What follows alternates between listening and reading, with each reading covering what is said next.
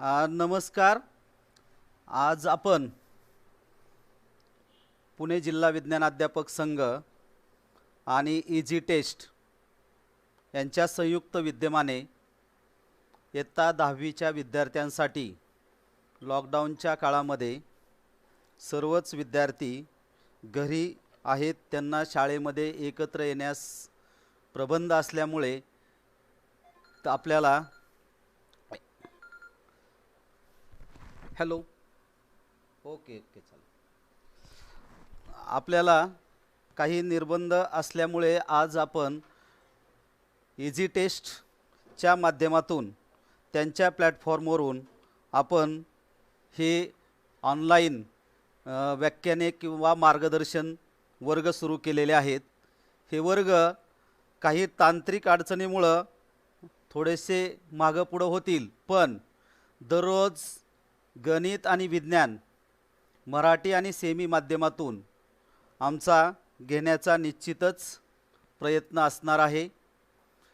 त्या वर्गाचा टाईम दररोज साधारणतः 9 ते 10 आणि 10 ते 11. जर काही तांत्रिक अडचणी, लाईट गेली किंवा काही रेंजचा प्रॉब्लेम आला तरच फक्त थोडासा बदल होऊ शकतो. आपण लाईव्ह राहणं गरजेचं आहे. आजसुद्धा तुम्हाला सॉरी मानून आज मी सकाळी 9ची वेळ दिलेली होती, पण काही तांत्रिक अडचणीमुळं थोडासा डिले झाला, त्याबद्दल सॉरी. आणि नंतर मी आज गुरुत्वाकर्षण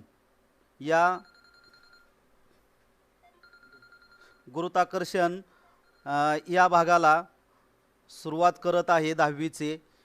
तत्पूर्वी आपल्याला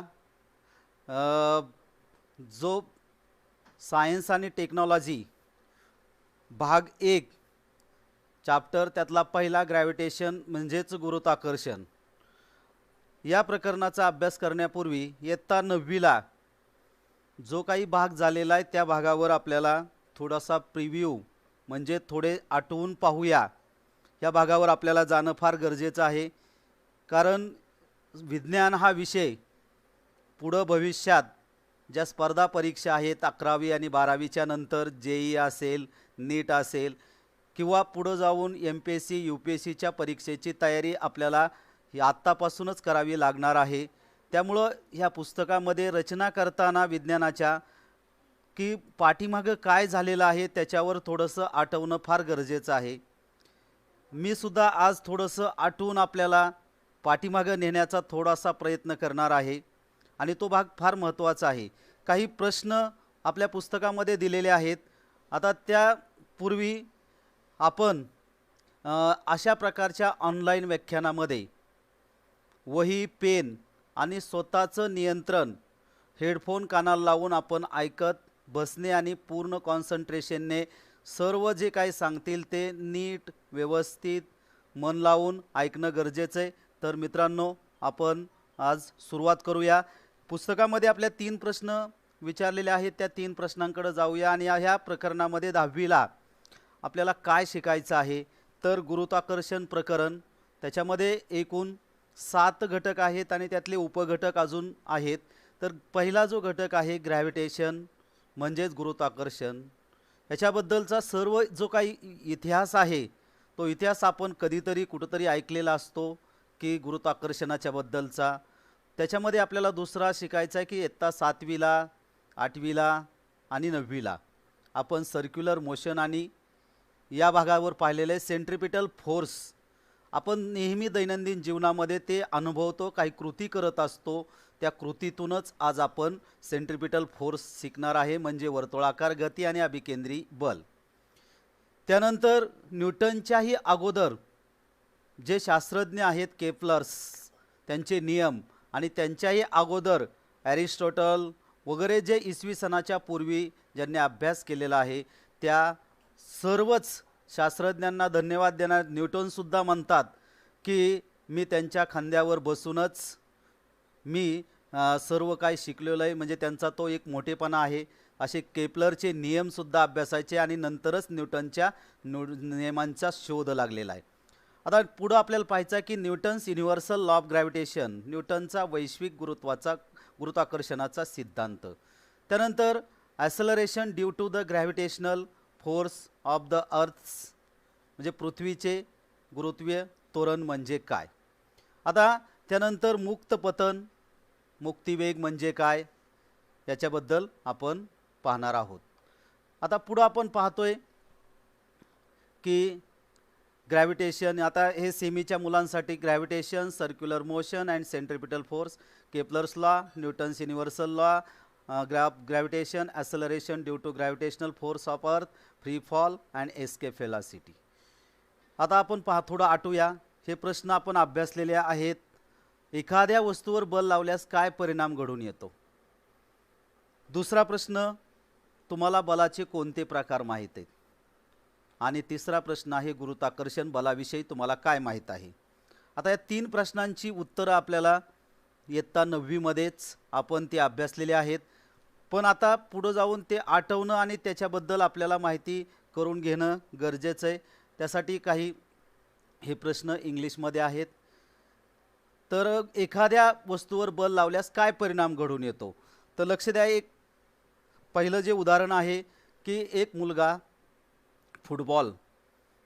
स्थिर फुटबॉलला लात मारल्यानंतर तो फुटबॉल पुढे जातो.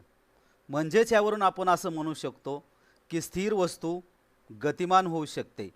म्हणजेच आपल्याला म्हणता येईल की स्थिर वस्तू गतिमान होऊ शकते. आता दुसरं उदाहरण आपण पाहूया की दुसऱ्या उदाहरणामध्ये एक सायकलवर मुलगा मध्ये अडथळ्यावर आला की तो पडतो, सायकलही थांबते आणि तो मुलगाही थांबतो. म्हणजे यावरून आपल्याला असं म्हणता येईल की गतिमान वस्तू स्थिर होऊ शकते. म्हणजे गतिरोधक जर आपल्याला अडथळा आला तर ती सायकल थांबते, मुलगासुद्धा थांबतो. म्हणजे हे आपल्याला दुसरं एक उदाहरण सांगता येईल की एखाद्या वस्तूवर बल लावल्यास काय परिणाम घडून येतो. त्यानंतर पुढं आपण पाहणार आहे की तिसऱ्या उदाहरणातनं की सायकल चालवताना पॅन्डल जर जोरात मारला तर सायकल पुढं जोरात जाणार आहे आणि पॅन्डल जर मारण्याचा कमी केला म्हणजे त्याला सायकलला जर ब्रेक लावलं तर ती थांबणार आहे. म्हणजेच आपल्याला म्हणता येतं आहे की गतिमान वस्तू स्थिर होऊ शकते. हे आपल्याला ह्या उदाहरणावरून लक्षात येते. त्यानंतर आपण पाहणार आहे की पुढच्या उदाहरणातनं की एक वस्तू ती सतत गोल फिरत असते आणि तिची दिशा पण बदलते पहा. म्हणजेच आपण असं म्हणू शकतो की एखादी गतिमान वस्तू फिरत असताना तिची चाल आणि दिशा दोन्ही पण बदलू शकतात. म्हणजेच वस्तूची चाल पण बदलते आणि तिची दिशा पण बदलते, गती पण बदलते. हे आपल्याला वस्तूची गतीची दिशा बदलू शकते ह्या उदाहरणावरून स्पष्ट होतं. पुढचं उदाहरण पाहू. एक टेनिसचा बॉल घेतलाय, दोन ठोकळे घेतले आणि त्याच्यामध्ये तो बॉल ठेवला आणि तो त्याच्यावर दाब दिला म्हणजे बल लावला आपण. तर त्या बलामुळं काय घडतंय पहा, तो बॉल दबला जातोय. म्हणजे त्याच्या पहिल्या आकारात सुद्धा बदल झालाय आणि त्याच्या आकारमानात सुद्धा बदल झालेला आहे. म्हणजे याच्यावरून आपण म्हणू शकतो की वस्तूचा आकार तसेच वस्तूचे आकारमान यात बदल होऊ शकतो. आता पुढच्या उदाहरणावरून आपण पाहूया की क्रिकेटच्या मैदानावर आपण नेहमीच अनुभवतो की मॅच चालू असताना बॉलर बॅट्समनकडे बॉल टाकतो आणि तो बॅट्समन त्या बॉलला ज्या दिशेत आलाय त्याच्या वेगळ्या दिशेत तो पाठवण्याचा प्रयत्न करत असतो. तर बॉल त्याने मारला आणि तो मैदानावर फिल्डरच्या बाजूने वेळा तो मैदानाच्या बाहेर जातोय. म्हणजे अशा प्रकारे ह्या क्रिकेटच्या मॅचवरून दिसून येतं आपल्याला की दुसरं एक उदाहरण पहा इथे दिलेलं आहे की 2 गाड्यांची टक्कर होते. त्यावेळेस त्या वस्तू गाड्यात म्हणजे एकमेकांना धडक झाल्यानंतर थांबतात आणि त्याच्यामध्ये दिशेमध्ये बदल होऊ शकतो. म्हणून यावरून आपण असं म्हणू शकतो की वस्तूचा म्हणजे ह्या ठिकाणी आपण म्हणतो चाल व त्याची गतीची दिशासुद्धा बदलतो, दोन्ही बदलू शकतात. या उदाहरणावरून आपण पाहतो की पहिले 6 जी उदाहरणं आपण पाहिली ती 6 वेगवेगळ्या बलाचे परिणाम आपल्याला काय घडून येतात ते पाहिलं. अजूनही अनेक उदाहरणं आहेत पण एक माहितीसाठी मी ही 6 उदाहरणं आपल्यासमोर मांडण्याचा प्रयत्न केलेला आहे. आता तुम्हाला बलाचे कोणते प्रकार माहीत आहेत. आता पहा, सफरचंदात झाड आहे, त्या सफरचंदाच्या झाडावरून सफरचंद खाली पडतंय, म्हणजे याच्यामध्ये कोणतं तरी बल असणारे वरून फळ खाली पडतंय. आता पहा या ठिकाणी अनेक सॅटेलाइट्स असतील, उपग्रह असतील, ते आकाशगंगेमध्ये फिरत असतात आणि त्यांची फिरण्याची जी दिशा आहे ती परिवलनाची दिशा म्हणजे ठरलेली ते आपापल्या कक्षेमध्येच फिरत असतात. म्हणजे या ठिकाणी आपल्याला जे बल दिसतं त्या बलाला आपण गुरुत्वीय बल म्हणतो.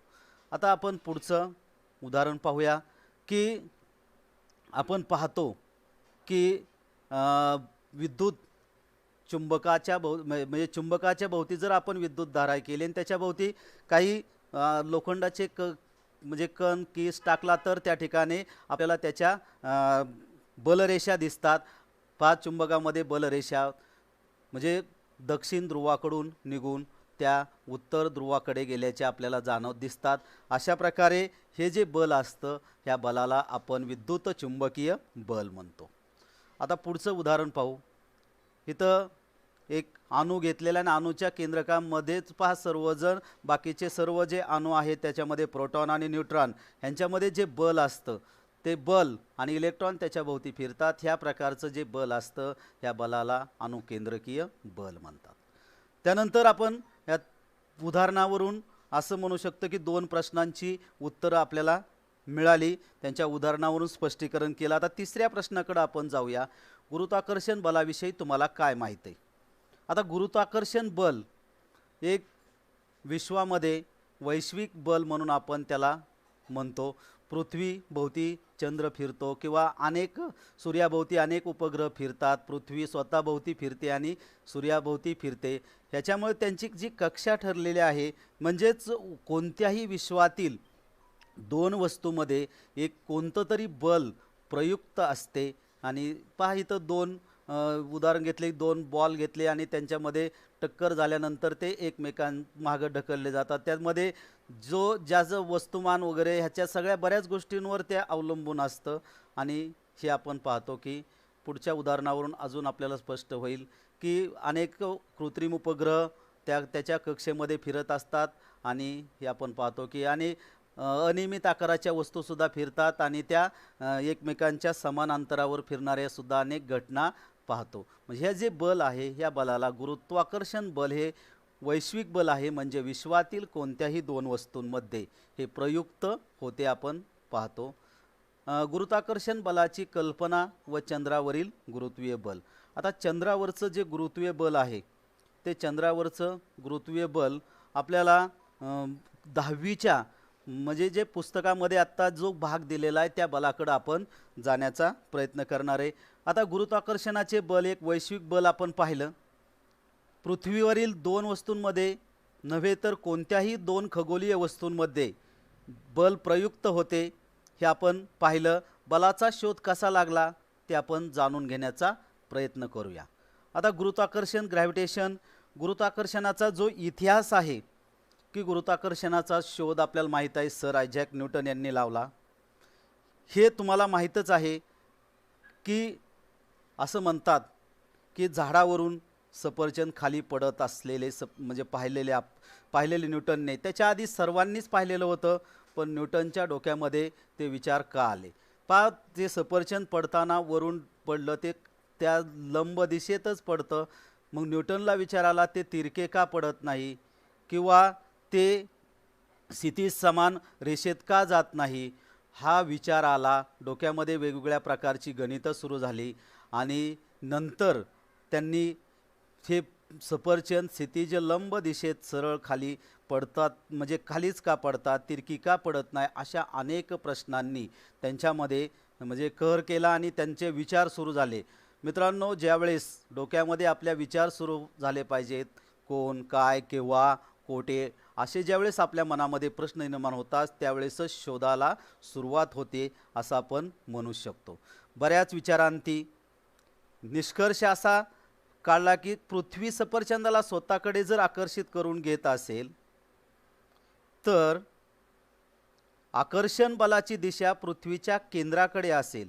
म्हणजे झाडावरील सफरचंदापासून पृथ्वीच्या केंद्राकडे जाणारी दिशा ही क्षितिज लंब असल्याने सफरचंद झाडावरून खालीच पडते. आता आपण एक उदाहरण पाहू क्षितिज लंब दिशेमध्ये ते वरून एखादा म्हणजे वस्तू पडत असताना पाहतो आणि ती पृथ्वीकडे आकर्षिली जाते. आता पाहू इथं एक पृथ्वीवर एक सफरचंदाचं झाड दाखवले, त्याच्या खाली न्यूटन बसलेले आहेत आणि न्यूटन बसल्यानंतर सफरचंद झाडावरून खाली ही पृथ्वी सफरचंद झाडावरून खाली पडतानाचं दिसतंय पहा. आणि पडल्यानंतर ते क्षितिज लंब दिशेतच पडतं.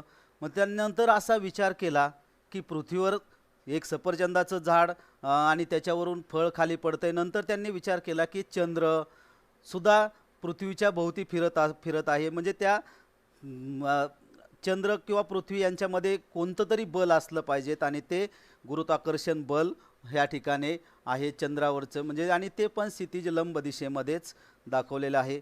न्यूटनने विचार केला की जर हे बल वेगवेगळ्या उंचीवर असलेल्या सफरचंदावर प्रयुक्त होत असेल तर सफरचंद बऱ्याच अधिक उंचीवर पृथ्वीपासून खूप दूरवर असलेल्या चंद्रासारख्या वस्तूवर प्रयुक्त होत असेल का. म्हणजे ह्या ज्या वेगवेगळ्या ग्रह फिरतात त्यांच्यामध्ये ते बल होत असेल का. मग सूर्य असेल, ग्रह असेल, अशा अनेक चंद्रापासून दूरवर असलेल्या खगोलीय वस्तूवर प्रयुक्त होत असेल का, हा प्रश्न निर्माण झाला त्यांच्या मनामध्ये आणि विचार सुरू झाले. मग आता पुढं आपण पाहणार आहे की बल म्हणजे हा विचार सुरू झाला आणि नंतर गुरुत्वाकर्षणाचा जन्म झाला. म्हणजे हे प्रश्न उपस्थित झाल्यानंतर आता आपण पाहतोय की बल व गती म्हणजे फोर्स अँड मोशन. आता इथं पाहू की कोणतेही एक कार्य पूर्ण करण्यासाठी लावलेली ऊर्जा म्हणजे बल होय. म्हणजे आपल्याला बलाची व्याख्या पूर्वीच आपण अभ्यासलेली आहे.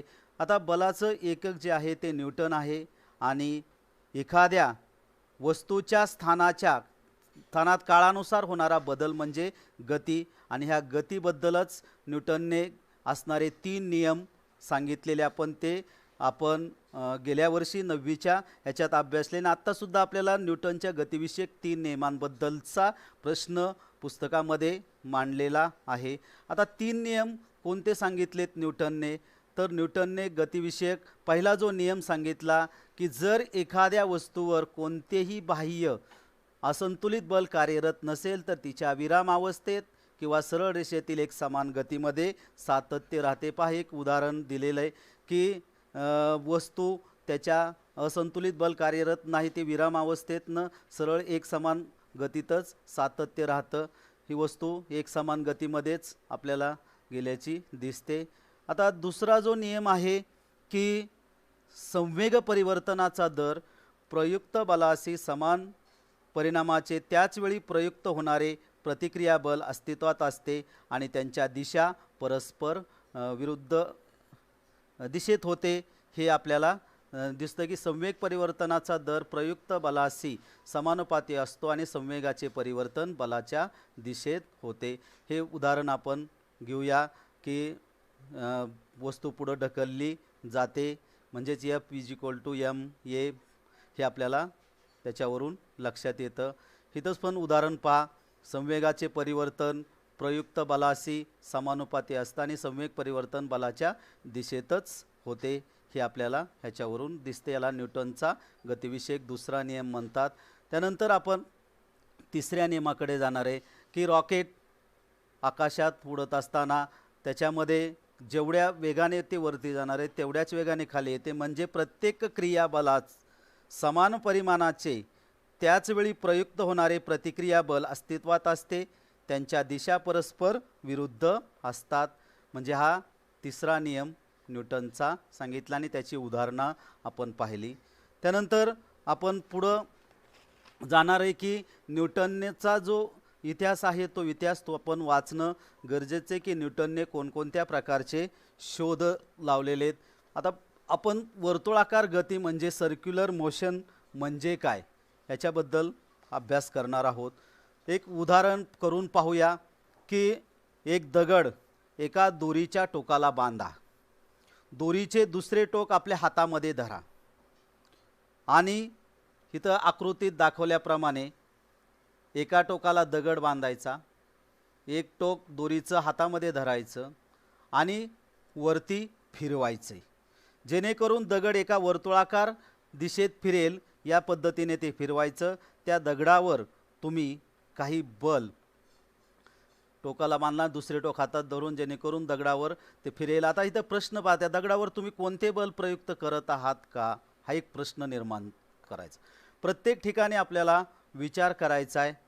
त्यानंतर प्रयुक्त करीत आहात का, त्याची दिशा कोणती आहे, त्यानंतर असे केल्यास दगडावर काय प्रभाव पडेल। आता ह्या प्रश्नांची उत्तर आपण पाहतो की जोपर्यंत आपण दोरीला धरून ठेवलेले आहे तोपर्यंत त्या दगडाला आपण आपल्याकडे म्हणजे आपल्या हाताकडे म्हणजेच वर्तुळाच्या केंद्राकडे खेचतो। म्हणजे अर्थात दगडावर कक्षेच्या दिशेने बल प्रयुक्त करत आहोत। आपण दोरी जर सोडून दिली तर दगडावर लावलेले बल संपुष्टात येते। त्या क्षणी वर्तुळावरील दगडाच्या स्थानाशी असणाऱ्या स्पर्शिकेच्या दिशेने दगड फेकला जातो, कारण त्या क्षणी त्याच्या वेगाची दिशा आपल्याला समजते। तर आपण एक छोटासा प्रयोग गेल्या वर्षी केलेला आहे की आपल्या कॉम्प्युटरची CD त्याला मध्ये जर आपण एखादी गोटी लावली आणि त्याला चिटकून ठेवली आणि ती फिरवली आणि त्याच्यावर एखादं नाणं जर ठेवलं तर ते नाणं ज्या दिशेत पडतं अशा प्रकारची ती चकती किंवा ती CD फिरून पाहिली आणि त्यामध्ये ते नाणे स्पर्शिकेच्या दिशेने फेकले जाते आणि वर्तुळाकार कक्षेत फिरणाऱ्या कोणत्याही वस्तूवर वर्तुळाच्या केंद्राच्या दिशेने बल प्रयुक्त होते हे आपण पाहतो। आणि हे जे बल आहे, आता पहा इथं एक मुलगा हातामध्ये एक मोठा गोळा धरलेला आहे, त्याला दोरी बांधलेली किंवा त्याला वायर लावलेला आणि तो जोरात गोल फिरवणार आणि नंतर तो सोडून देणार। हा गोळाफेक स्पर्धेमध्ये अशा प्रकारच्या इव्हेंट्स असतात। तर तो पुढं जातो त्यावेळेस ह्या ठिकाणी वर्तुळाकार कक्षेत फिरणाऱ्या कोणत्याही वस्तूवर म्हणजे आता इथं पहा वर्तुळाकार कक्षेमध्ये जो वेळेस वर फिरतो त्यावेळेस स्पर्शिकेच्या दिशेने त्याचा वेग असतो। आता काही उदाहरणं आहेत, ते उदाहरणं आपण पाहू। या ठिकाणी हा सुद्धा सर्क्युलर मोशनमध्ये फिरणार आहे। इथं सुद्धा रोटेशन त्याच्या अक्षाभोवती फिरत असतात, या उदाहरणामध्ये आपण पाहतो। अजून एक उदाहरण पाहू, इथं पहा त्याच्यामध्ये जो अक्ष आहे त्या अक्षाच्या भोवती तो पूर्ण फिरत बांधलेला आहे।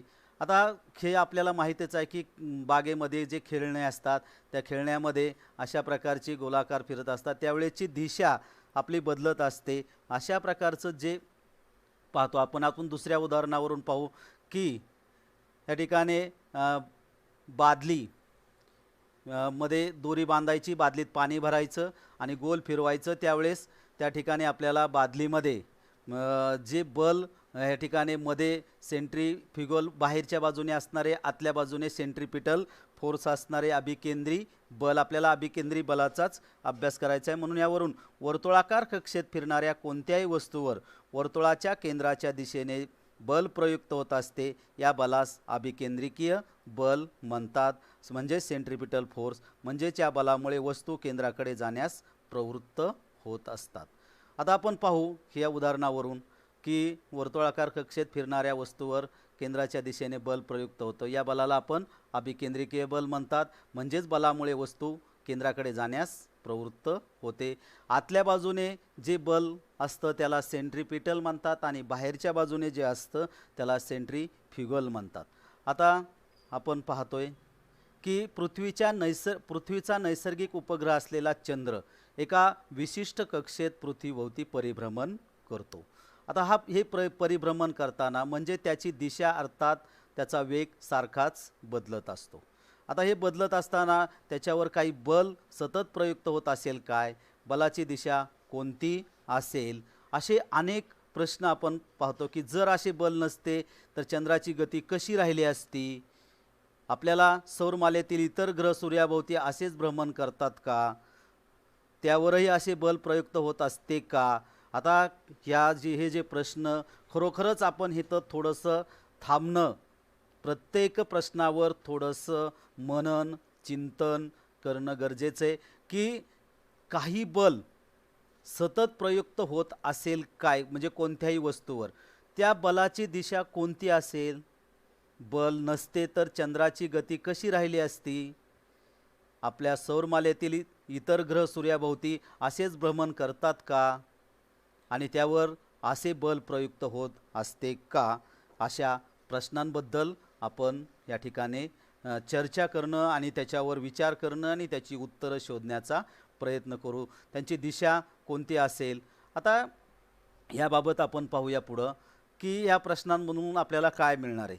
तर आता मागील कृती आपण पाहिले की वेगवेगळ्या दोरीला दगड बांधला, बादली बांधली, दोरीला फिरवले. ह्या सर आणि मागचे जे प्रश्न आहेत त्या प्रश्नांवर विचार केल्यास आपल्या लक्षात येते की चंद्राला पृथ्वीभोवती त्याच्या कक्षेत फिरत ठेवण्यासाठी त्यावर बल प्रयुक्त होणे आवश्यक आहे. आणि हे जर बल प्रयुक्त होत असेल तर हे बल पृथ्वीच प्रयुक्त करत असेल व चंद्रास स्वतःकडे आकर्षित करीत असेल. असे त्याचप्रमाणे सूर्य देखील पृथ्वीसह सर्व ग्रहांना स्वतःकडे आकर्षित करत असणार. अशा प्रकारचे सर्व प्रश्नांची उत्तरं आपल्याला ह्याच्यामध्ये मिळतात की गुरुत्वाकर्षण हे जे बल आहे हे याच्यावरून आपल्याला दिसून येईल. आणि गुरुत्वाकर्षणाचा जो इतिहास आहे न्यूटनने मांडण्याचा म्हणजे प्रयत्न केला आणि जगामध्ये एक वेगळ्या प्रकारची दिशा लोकांना माहीत झाली. त्याच्यानंतर न्यूटनने जे वेगवेगळे शोध लावलेले आहेत त्या शोधामध्ये न्यूटनने प्रकाश, ध्वनी, उष्णता व गणित क्षेत्रामध्ये उल्लेखनीय कार्य केले.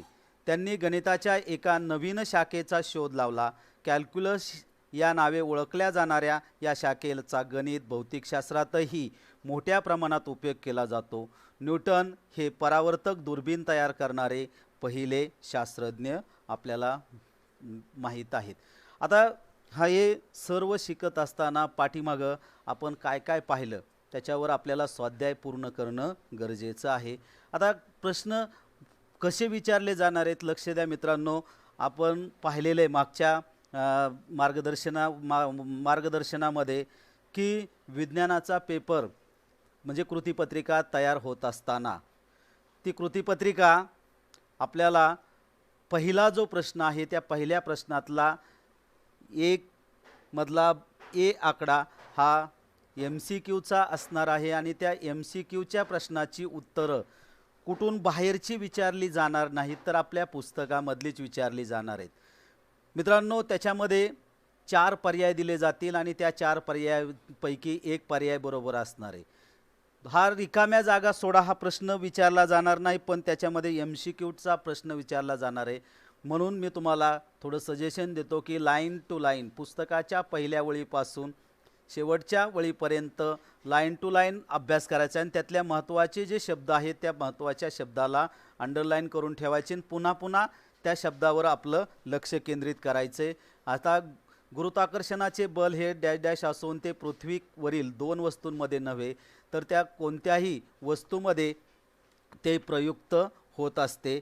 तर आता इथं आपल्याला दोन्ही ठिकाणी क्षितिज लंब या दिशेतच असून आणि ते क्षितिज लंब दिशे म्हणजे कोणत्याही वस्तूवर ते प्रयुक्त होते तर ते क्षितिज लंब दिशेतच त्या वस्तूवर आपल्याला प्रयुक्त होताना दिसते.